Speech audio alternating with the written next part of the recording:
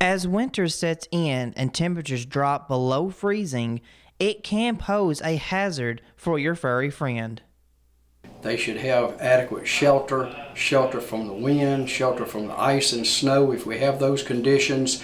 The same thing applies to their water sources. They have to have the ice broken off their water bowls, and be sure you don't neglect their food. They need a little higher calorie content in the food during the winter months. Providing adequate shelter with warm blankets, bedding, and a heat lamp will help keep them warm and improve the overall health of your dog or cat.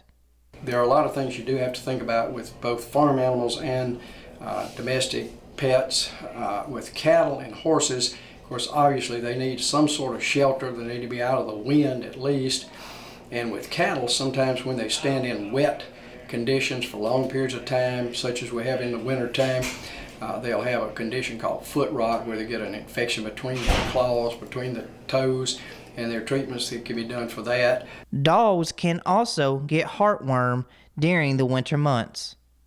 Even in the winter with the dogs, be sure you continue heartworm preventative, because if we have a warm day, we're going to have mosquitoes out. If it gets up into the 60s, I can promise you you'll have mosquitoes flying, and the heartworm risk is just as great in the wintertime in the South, in Mississippi, as it is in the summertime.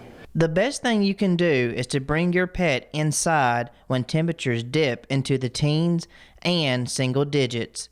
Whenever snow or ice occurs, always check up on your animals and be sure to give them plenty of love.